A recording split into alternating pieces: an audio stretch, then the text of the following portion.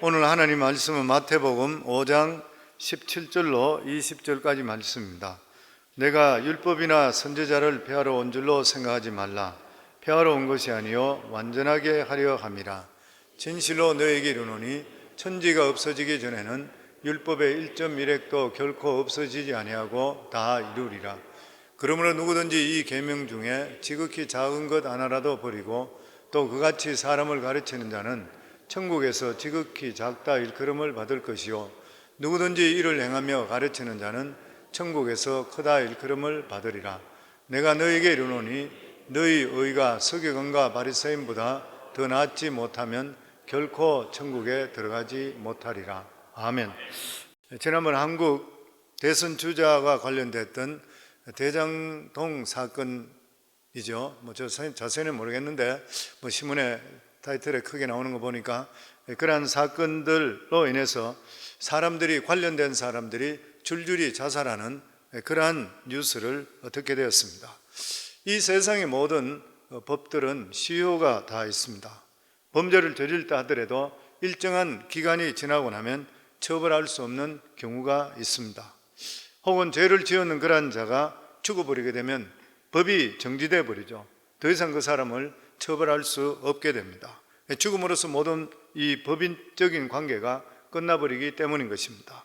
그런데 오늘 본문에 보면 예수님은 율법의 시효는 영원하다. 율법의 시효는 영원하다. 이 본문을 통해서 우리 인간에 대한 하나님께서 요구하시는 것은 불변하는 것이에요. 하나님의 요구는 절대로 불변을 우리에게 밝혀 말씀하고 있습니다. 당시 유대인들은 예수님의 가르치는 그러한 가르침이 그 당시 자기들이 알고 있는 그러한 율법보다 너무나도 과격하고 그리고 또한 이 파격적이었습니다. 계속적으로 그러기 때문에 자기들이 부딪혔던 것이에요. 그래서 그들이 생각할 때에 예수님께서는 율법을 폐지하러 오신 분이라 그렇게 오해하는 사람들이 많았습니다. 그것에 대해서 예수님께서 오늘 이렇게 말씀합니다. 우리 17절에서 18절 같이 읽습니다. 내가 율법이나 선지자를 폐하러 온 줄로 생각하지 말라. 폐하러 온 것이 아니요 완전하게 하려 함이라. 진실로 너에게 이르노니 천지가 없어지기 전에는 율법의 1.1획도 결코 없어지지 아니하고 다 이루리라. 여기서 율법과 선지자라는 것은 구약 전체를 총칭하고 있는 그런 말씀입니다. 그리고 여기에 폐하러 한다고 하는 것은 무효화한다 그런 뜻인 것이죠. 하나님이 주시는 율법을 내가 무효로 하는 것으로 생각하지 말라. 예수님 말씀에 따르는 제자들 중에서도 예수님께서는 구약의 어떤 율법의 질서 이런 것들을 폐지하고 완전히 새로운 신앙을 주는 것이라 이렇게 생각하는 사람들도 실제로 있었습니다. 사실 우리가 성경을 보면은 구약 성경과 그리고 또한 신약 성경을 함께 읽게 되면은 이 불연속선 뭔가 좀 차이 나는 것을 우리가 반드시 느낄 수가 있게 됩니다. 왜냐하면 구약 안에서 하나님은 진노의 하나님이십니다. 그리고 소멸하시는 불이신 하나님입니다. 그리고 어떤 죄도 용서하지 않으시는 어떤 죄인도 다가갈 수 없는 그러한 무서운 하나님이십니다. 그런데 신약에 들어가 보면 하나님께서는 우리를 너무나 사랑해서 자기의 가장 아끼는 독생 성자 예수 그리스도까지 이 세상에 보내주시어 우리를 위해서 대신 죽이시는, 우리를 그렇게 사랑하시는 사랑의 하나님이신 것이에요. 그래서 사도시대 때에도 어떤 사람은 구약의 하나님과 예수 그리스도의 하나님은 다른 하나님이다 이렇게 주장하는 사람도 있었습니다. 오늘날도 마찬가지죠. 요즘도 이런 주장을 하는 사람들이 있습니다. 누구냐면 자유주의 신학을 하는 그런 사람들입니다. 다시 이것을 번복하고 있습니다. 우리가 신문에 봐서도 아시겠지만 어떤 목사는, 어떤 목회자는 지옥은 없다, 사랑이 많으신 하나님이 어떻게 우리 인간을 지옥에 떨어뜨릴 수 있나, 지옥은 없다 이렇게까지 설교하는 사람도 있습니다. 하나님은 우리가 어떠하든 간에 무조건 우리를 사랑하고 용납하시는 하나님이라 이렇게 주장하는 그런 사람도 있습니다. 그러나 여기에 대한 예수님의 대답은 무엇인 것입니까? 17절 우리 다시 한번 읽습니다. 내가 율법이나 선지자를 폐하러 온 줄로 생각하지 말라. 폐하러 온 것이 아니요 완전하게 하려 함이라. 여기서 무엇보다도 예수님께서도 구약과 신약의 차이를 인정하십니다. 사람들이 느낄 때도 구약과 신약에 대해서 차이가 있다는 것을 생각하는 것은 전혀 이상한 것이 아닌 것이에요. 그런데 그 차이라고 하는 것이 율법의 어떤 이 구약의 질서를 깨뜨리고 새로운 신앙을 만드는 것이 아니라 구약 특성상 어쩔 수 없이 이 부족한 그러한 상태를 예수님께 오셔서 완성시키기 위해서라. 그래서 내가 율법이나 선지자를 배우는 것으로 생각하지 말라. 배우러 온 것이 아니라 완전하게 하려 함이라. 예수님이 오심을 통해서 이 모든 율법이 완성을 이루어지는 거예요. 그 예수님 자체가 율법의 완성인 것입니다. 그러면서 이 말씀 해석의 열쇠가 되는 것이 바로 18절 말씀입니다. 우리 18절 다시 한번 읽겠습니다. 진실로 너에게 이르노니 천지가 없어지기 전에는 율법의 일정 미rek도 결코 없어지지 아니하고 다 이루리라. 여기 1.1획이라고 하는 것은 아무리 작은 점 획이라 한다 하더라도 이루어진다. 이 구약 히브리에서 가장 작은 점을 요드라 그럽니다. 점 찍는 것, 아주 작은 점이고, 그리고 이 획이라고 선을 끊는 것을 와우라 그럽니다. 짝대기처럼 일자로 이래 내려놓는 것. 그러면 이 말씀은 율법의 1.1획도 문자적으로 조금 더 변경할 수가 없이 철저히 지킨다고 하는 것인가요? 꼭 그런 뜻은 아닌 것이요. 이 율법을 하나하나 모든 조항에는 그 배경과 그리고 정신이 있습니다. 배경과 정신이 있는 것이죠. 이 율법의 조항 하나하나는 모두 하나님의 뜻을 나타내는 것이요, 그리고 하나님의 그 뜻은 반드시 이루어져야 된다, 이런 의미인 것이요.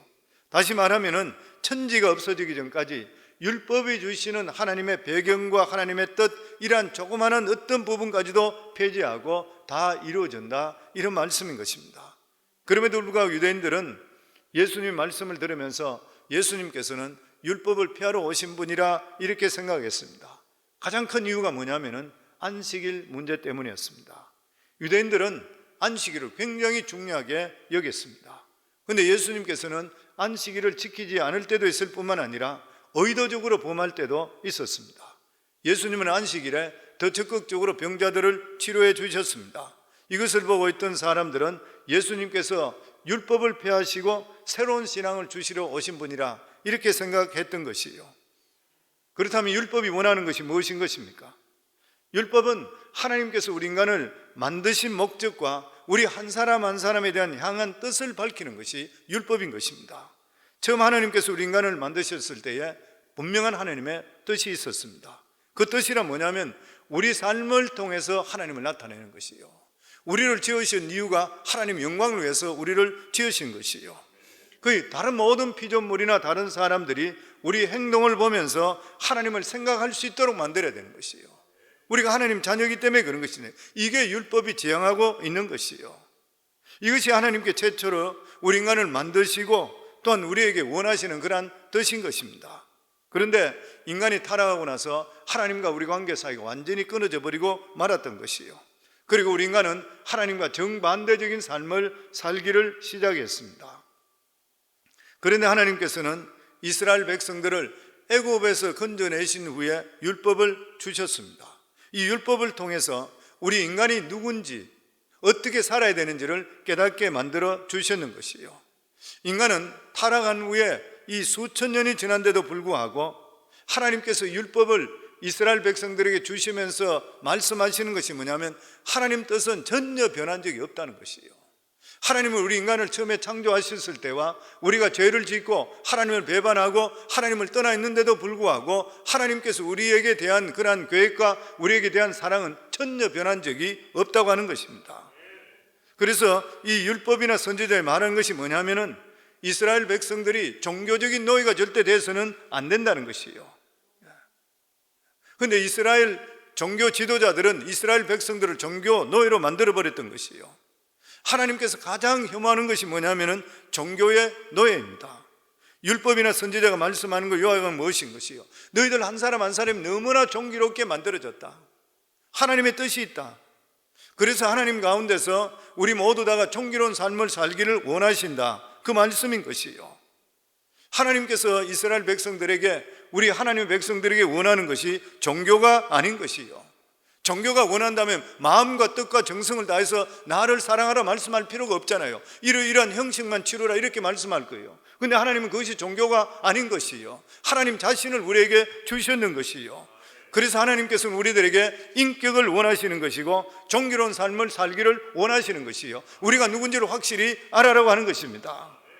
그런데 죄 가운데 빠져있는 인간들은 하나님께서 너희가 정의로운 자니까 정의롭게 살아라 그러면은 이게 굉장히 받아되는 것이요, 굉장히 받아되는 것입니다. 그리고 여기에 대한 심판이 있다 그러니까 무서운 말씀으로 들릴 수밖에 없는 것이요, 우리가 상태가 좋지 않을 때는 상대편이 무슨 말 하더라도 그게 귀에 들리지를 않는 것과 똑같은 것입니다. 하나님께서는 율법과 선지자의 말씀을 통해서 이스라엘을 포함한 모든 인간들이 얼마나 정의롭다는 것을 우리에게 말씀해 주시는 것이에요. 그리고 인간이 타락한 지금에도 마찬가지로 하나님께서는 원래 원칙적으로 하나님께서 우리를 만드신 그러한 삶을 살기를 원하고 계시는 것이에요. 그렇다면 여기 예수님께서 천지가 없어지기 전에 율법의 1.1획도 피하지 않고 이루어지리라 이렇게 말씀하신 것, 이 말씀은 어떤 사람은 여러 가지로 풀이를 하죠. 문자적으로 그대로 지켜야 된다. 문자적 한마디도 바꿀 수 없는 것이다. 지금도 안식일을 지켜야 되고 지금도 유월절을 지켜야 된다. 문자적으로 그냥 바로 해석해 버리니까. 그래서 어떤 종파는 날마다 자기 십자가를 지고 나를 쫓으라는 말씀 때문에 십자가를 실제적으로 만들어서 자기 이름을 새겨서 십자가를 들고 교회를 하루에 몇 바퀴 돌고 일하러 가는 사람이 있대요. 또 사도 바울이 거룩한 입맞춤을 하라 해서 누군가 반드시 키스를 하게 된다면 사회적으로 문제가 생기는 거죠. 거룩한 입맞춤이라는 것은 인사를 근성으로 하지 말고 자기 마음을 실어서 인사를 해라, 그 말씀인 것이요. 십자가를 지고 나를 쫓으라 이런 말은 자기 생각이나 자기 감정, 자기 야망을 예수 그리스도 십자가에 죽이라, 그리고 주님 말씀을 따라라, 이런 말씀인 것이잖아요. 율법이 지향하는 것이 무엇인 것입니까? 우리와 하나님 관계가 완전히 회복되는 것이고 자발적으로 하나님 말씀을 깨닫고 나서 하나님 뜻 가운데 살아가는 것이고 내 삶 속에 실천하는 그런 삶인 것이요. 실제로 구약의 의식법은 폐지되었습니다. 우리는 우리 죄를 씻기 위해서 예루살렘 성전으로 갈 필요가 없어요. 실제로 가더라도 예루살렘 성전이 없습니다. 그 자리에는 회개사원이 있는 것이요. 구약의 모든 제사법은 예수 그리스도의 십자가의 죽음을 통해 영단번의 제사로 완전히 해결되었습니다. 히브리서 9장 12절 말씀입니다. 같이 읽습니다. 염소와 송아지의 피로 하지 아니하고 오직 자기의 피로 속죄를 이루사 단번에 성소에 들어가셨느니라. 이제 우리에게 구원에 필요한 것이 무엇입니까? 단지 우리에게 필요한 것은 예수 그리스도를 믿으면 되는 것이요. 복음은 너무나도 간단한 것입니다. 그런데 여기에 사람들은 이 간단을 잘 이해하지를 못하는 것이요. 옛날에 저도 마찬가지였었지만 성경에 보면 수리아의 대장군인 나만이 문둥병에 걸렸습니다. 쌀이 썩어가고 있었습니다. 그런데 포로로 잡혀온 그 이스라엘의 여자 노예를 통해서 복음을 듣게 되는 것이죠. 그리고 엘리사를 찾아갑니다. 엘리사를 찾아갔을 때에 엘리사가 자기 신분에 걸맞게끔 나와서 환부에 손을 대고 여러 가지 형식을 취하면서 자기에게 기도 줄 알았던 것이에요. 그런데 나아보기는커녕 자기 밑에 있는 하나 제자를 내보내서 요단강에 가서 7번 물을 담그라 그랬습니다. 자기는 무시당해서 엄청스럽게 화를 내고 그냥 돌아가려고 했을 때에 자기 옆에 보좌하던 부하들 또 하인들이 그 이야기할 때 더 심한 더 힘든 일도 시키면 했을 일인데 왜 그것을 하지 못합니까? 일단 해보고 나서 돌아갑시다. 그렇게 했을 때 그 말을 듣고 나서 요단강에 들어가서 물을 7번 담글 때 7번째 마지막 담그고 일어나니까 바로 몸이 어린아이같이 피부같이 바뀌게 되었다는 것이에요. 기적을 체험하게 되었던 것입니다. 복음입니다. 복음은 너무나도 심플합니다. 복음은 무언가 우리가 무엇을 해서 하는 것이 아니라 하나님께 주시는 바로 말씀대로 예수 그리스도 믿으면 되는 것이요. 그런데 사람들이 복음을 어렵고 지식적으로 믿으려고 길을 쓰는 사람들이 있어요. 십자가에 달린 예수 그리스도만 믿게 되면 구원받는다 그러니까 너무 쉽고 유치하게 느껴지는 거예요. 그래서 요즘은 어떤 데는 보면 복음을 아주 어렵게 만들어서 공부를 세게 시켜서 그걸 잘 못하면 탈락시킨다 그래요. 그러면 사람들이 과외 수업도 받고 죽으라고 그것을 배우려고 한대요. 근데 실제로 이건 복음이 아니잖아요. 복음은 내 자신에 있는 자존심을 버려버리고 하나님께 주시는 그 말씀을 그냥 쉽게 100% 받아들이면 되는 것이에요. 우리 모두 다도 영적 문둥병자와 똑같습니다. 나만 장군과 똑같은 것이에요. 이런 자들이 무슨 말이 많은 것이에요. 그냥 믿음으로 하나님께서 말씀하시면 믿음으로 우리가 받아들이면 되는 것이에요. 십자가에서 죽으신 예수 그리스도가 나를 위해 죽었다는 것을 말씀하시면 그대로 믿으면 되는 것이에요. 그러면은 내가 죽음과 똑같이 십자가 예수님이 죽으심을 통해 하나님께서는 내가 죽은 것을 인정해 주시는 것, 이게 바로 칭의인 것이에요. 그러면서 19절부터 말씀을 우리 같이 읽습니다. 그러므로 누구든지 이 계명 중에 지극히 작은 것 하나라도 버리고 또 그같이 사람을 가르치는 자는 천국에서 지극히 작다 일컬음을 받을 것이요 누구든지 이를 행하여 가르치는 자는 천국에서 크다 일컬음을 받으리라. 예수님이 말씀하신 이유는 이 유대 랍비들이 구약을 몇백 개의 법률 조항으로 나누어 놓았습니다. 하나님께서 우리에게 원하시는 것은 더 종교적이거나 더 많은 기독교 지식을 갖는 것을 원하는 것이 결코 아닌 것이에요. 하나님께서 우리들이 원하는 것은 네가 하나님 말씀 한마디를 받고 나서 얼마나 변화되는 것이냐, 내 삶 속에 얼마나 변화된 삶을 살고 있으며 내 삶 속에 얼마나 믿음의 열매가 맺히고 있는 것인가. 그러면 이 19절에 보면 예수님은 두 가지 종류의 사람을 지적하고 있습니다. 하나는 뭐냐면은 계명 중에 작은 것을 버린 자, 다른 하나는 이 남을 가르칠 정도로 많은 지식을 가진 사람. 다시 말해서 유대 지도자들이 율법의 중요한 것과 덜 중요한 것을 구별하게 됐을 때에 사람들이 어떻게 되냐면 더 종교적이 되어버렸습니다. 율법을 구별하기 때문에 아무래도 사람들은 계명이 더 엄중한 계명 쪽에 열중할 수밖에 없는 것이에요. 그래서 구약에 우리가 잘 알고 있듯이 예를 들어 고르반 그러면 부모를 공경하고 부모를 섬겨야 되는데 부모에게 드릴 것을 더 높은 하나님께 드렸다 그러면은 부모에게 드릴 것을 드리지 않아도 된다, 상쇄된다 생각했어요. 왜냐하면 하나님께 드리는 것이 먼저이기 때문에 다른 것은 상쇄된다 이렇게 가르쳤던 것이에요. 결과적으로 하나님께 대한 계명과 사람에 대한 계명을 차별함을 통해서 자동적으로 나타나는 결과가 뭐냐면은 예배만 열심히 드리면 되고 실제 생활의 내 삶 속에 변화가 일어나는 것, 이런 것 없이 종교적이고 의식적이고 형식적인 신앙인이 됐던 것이에요. 그러나 예수님께서는 이런 자를, 이렇게 가르치는 자를 천국에서 아주 작은 자라, 즉 하나님께서 원하시는 사람은 이런 종교적인 사람이 결코 아니라고 하는 것이에요. 하나님께서 원하시는 것은 이것을 행하면서, 말씀을 행하면서 가르치는 자라, 무엇보다 말씀이 자기에게 적용돼서 자기의 삶을 바꾸고 변화된 자만이 천국에서 큰 자라 인정받는다는 거예요. 여기서 천국은 종말적인 천국만 말하는 것이 아닌 것입니다. 예수님께서 이 땅에 세우고 있는 하나님 나라인 것입니다.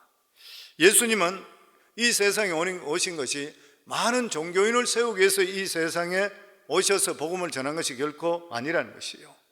예수님께서 원하시는 복음은 인격이 변하고 삶이 변하고 다른 사람 관계가 변화되기를 원하시는 것이에요.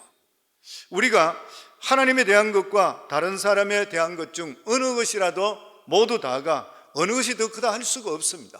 첫째는 하나님, 둘째는 우리가 이웃 사랑인데 이것을 보고 하나님이 첫 번째고 그 다음 두 번째니까 차선이 결코 될 수가 없는 것이요. 왜냐하면 둘 다 중요하기 때문인 것입니다. 그래서 만약 이것이 차이가 두게 되면 예배만 드리고 나면 내 마음대로 해도 된다 생각해요. 일부 예배만 드리고 나서 내 마음대로 그냥 골프 치러 가고 오락 즐기러 가고 그렇게 되는 것이에요. 보면 내 마음대로 하게 되는 것이에요.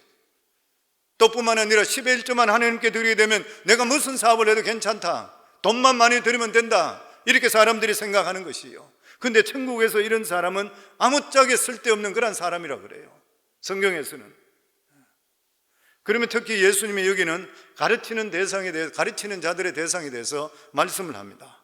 예수님 그들이 요구하는 것은 많은 지식이 아닌 것이요, 그 자신이 얼마나 말씀으로 해서 변화를 받은 것인가. 어떤 사람이 가장 큰 사람이요? 많이 변화된 사람입니다. 많이 변화된 사람, 몇 년을 믿는데도 불구하고 변하지 않는 그러한 사람은 하나님 나라에서는 지극히 적은 자라. 그래서 연도를 자랑할 게 하나도 없어요. 신앙의 연륜을 자랑할 게 하나도 없어요. 내가 예수 믿고 내 자신의 삶이 얼마나 변화되는 것인가. 하나님은 아주 신실하신 그러한 분이십니다. 하나님께서는 변하고자 하는 자에게는 은혜를 더하셔요. 변화를 싫어하는 그러한 자에게는 네 마음대로 살아라고 버려두는 것이요, 결국 믿음으로 살려고 하는 그러한 자는 믿음에 믿음을 더하게 만들어 주시고, 믿음으로 살기를 두려워하는 자는 그들에게 믿음을 주지 않아요. 오늘도 그렇지 않아도 새벽에 제가 기도하면서 그런 마음이 들어요. 하나님, 오늘 새벽에도 새벽을 깨우면서 믿음으로 살려고 하는 사람들, 정말 오늘 이 설교의 말씀과 마찬가지로 모두 다가 믿음에 믿음을 더해서 정말 거기에 합당한 열매를 맺어서 하나님이 주시는 복을 받는 성도들이 다 되게 하소서. 정말 우리 마음속에 하나님을 사랑하고 더욱더 믿음으로 내가 살기를 원하면 원할수록 믿음은 더하게 돼 있어요. 이게 하늘나라 법칙인 것입니다. 아멘. 교회의 능력이 무엇인 것입니까? 사람을 변화시키는 거잖아요. 교회 아무리 와서 몇십 년을 다니더라도 변화되지 않으면 그 사람은 능력받은 사람이 될 수가 없는 것이에요. 교회 규모가 크다, 그리고 건물이 크다, 이런 것들을 자랑하는 그러한 사람들은 실제적으로 부끄러운 일이에요. 예수 믿으면서 어리석은 사람인 것이고. 교회 자랑할 것이 무엇이에요? 우리 교회면 어떤 사람이 변화됐다, 이런 사람도 바뀌었다, 저런 사람도 바뀌었다, 얼마나 타락한 사람이 이렇게 새로운 사람으로 바뀌었다, 이런 것들을 자랑할 수 있어야 되고, 이런 것들로 하나님께 영광 돌릴 수 있는 것이 바로 올바른 교회가 될 수가 있는 것이에요. 예수님 당시 최고 수준의 종교성을 가지고 있는 사람들이 누구였었냐면 서기관과 바리새인들이었습니다. 그런데 예수님께서 말씀하시기를 그 당시 사람들이 볼 때 최고 신앙이 좋다고 하는 그 사람들인데 그 정도로서는 결단코 천국에 못 들어간대요. 오늘 20절 말씀입니다. 같이 읽습니다. 내가 너희에게 이르노니 너희가 서기관과 바리새인보다 더 낫지 못하면 결코 천국에 들어가지 못하리라. 서기관이 누굽니까? 율법의 지식을 가장 많이 가지고 있는 사람입니다. 성경을 필사하는 그런 사람들이요. 바리새인들은 누구였은 것이요? 평신도들인데도 불구하고 철저하게 율법을 지키는 그런 사람이고, 삶 전체가 종교입니다. 이 사람들은 종교적인 성향이 굉장히 강한 사람, 예수님 당시에 한 6천 명 정도 되는 그 사람이, 이 이스라엘 전체 사람 영적으로 이끌던 그런 사람이 바리새파였던 것이요. 그들은 시간을 정해서 철저하게 기도했고, 그리고 11조를 드렸습니다. 얼마나 철저하게 11조를 드렸냐면 박화와 향료 같은 조미료까지도 11조를 드렸던 그런 사람입니다. 그런데 하나님께서는 이런 종교성만 가지고서는 하나님 나라에 들어갈 수 없다, 그렇게 말씀합니다. 서기관과 바리새인은 완전히 종교인이에요. 이 사람 전체 삶이 종교인 것이에요. 그런데 천국에 못 들어간다고 합니다. 도대체 어떻게 해야지 하나님 나라에 들어갈 수가 있게 되는가? 오직 길은 한 길, 우리 몸을 전체를 하나님 뜻 가운데 사용할 수 있어야 되는 것이고, 우리 능력으로 할 수 없으니까 오직 길이요 진리요 생명되는 예수 그리스도밖에 없는 것이요. 하나님께서 원하시는 것은 우리 삶 속에 예배나 구제나 어떤 종교나 선행, 어떤 이런 것들이 결코 아닌 것이고, 내 모든 몸을 하나님 뜻 가운데 사용할 수 있어야 되는 것이요. 그래서 어떤 분은 그런 이야기했습니다. 하나님 나라의 가장 핵심이 뭐냐면 몸의 사용이다. 우리 몸을 어떻게 사용하는 것인가? 몸을 죄악되게 사용하는 삶에서 하나님이 기뻐하는 그러한 삶으로 돌아서야 된다. 기독교의 본질은 결코 종교성이 있는 것이 아니라 구체적으로 우리 몸을 어떻게 사용하는지에 달려 있는 것이라. 그래서 우리 삶 속에 생각이 중요한 것이 바른 생각을 해야 돼요. 나쁜 생각 품은 것을 버려야 돼요. 이 자체가 죄인 것이요. 음력을 품은 자마다 가늠한 자라 그랬잖아요. 그러니까 생각이 얼마나 중요한 일인지 모르는 것이요. 그래서 우리가 믿음 안에 들어오게 되면 사고에, 생각에 훈련을 하는 게 너무 중요합니다. 그래서 우리 교회에서 부르짖는 게 뭐예요? 항상 긍정적으로 생각하라, 믿음의 말을 하라, 적극적으로 살아라, 그리고 또한 건설적인 생각을 하라. 계속적으로 그 이야기하는 이유가 우리는 죄성을 가지고 있기 때문에 자꾸만 부패하고 그리고 부정적으로 흐르는 것을 우리가 의식적으로 어디서 끌어당겨서 하나님 말씀에 우리 자신을 매놔야 되는 것이요. 아무 생각이나 하고 아무 것이나 믿어서는 결코 안 되는 것이요. 우리의 생각의 대문을 누가 닫아야 된다. 우리 생각의 대문을 닫아야 된다 그래요. 무조건 다 받아들이는 게 결코 아니라는 것이요. 우리 생각의 대문을 닫고 필요한 말씀을 받아들이는 것이 바로 복음인 것이요. 예수님은 예수 그리스도께서 내가 양의 문이라 그렇게 말씀했습니다. 밤에 우리 밖에 있는 양은 위험한 것이요. 우리 스스로는 우리 영혼을 절대 지킬 수가 없는 것입니다. 우리 영혼의 목자가 꼭 필요한 것이요. 그래서 우리 삶 속에 내 모든 생각과 내 마음의 모든 삶을 예수 그리스도를 바라봐야 되는 것이요. 그리고 내 마음속에 있는 거짓 생각, 부정적인 생각을 예수 그리스도 이름으로 쫓아내셔야 되는 것이요. 그러면 성령께서 우리 속에 역사하시어 우리 삶을 성령의 이끄심 속에 하나님이 기뻐하는 그런 삶을 살아가게 되는 것이 보면, 그래서 우리 삶에 살아가는 삶의 어떤 목표가 세상의 출세나 부자가 되는 것이 아니라 어떻게 하면 내가 하나님의 뜻을 발견할 수 있으며 그것을 순종하고 실천하는 삶에 대해서 내 자신을 경주할 수가 있어야지 내 삶이 후회되는 삶이 되지 않고 하나님이 기뻐하는 삶을 살아갈 수 있게 된다고 하는 것입니다. 저와 여러분 모두 다가 종교인이 되어서는 안 돼요. 형식적이고 의식적이고 나는 예배만 드렸으면 끝난다, 그냥 예배만 왔다 갔다 이것이 아니라 내 삶 전체를 하나님께 드려야 돼요. 내 삶 전체를 산제사로 드리는 것이 영적 예배라 그랬잖아요. 그 우리 삶을 전체로 하나님께 드리고 이것은 되고 저것은 이 정도는 하고가 아니라 내 삶 전체를 매일매일 삶에 내 살아가는 삶이 목적과 목표와 하나님께 맞춰져 있는 것을 끊임없이 우리 자신들을 분별하고 확인해서 그리고 내 자신을 쳐서 복종해서 믿음의 삶으로 승리하기를 주의 이름으로 축원합니다.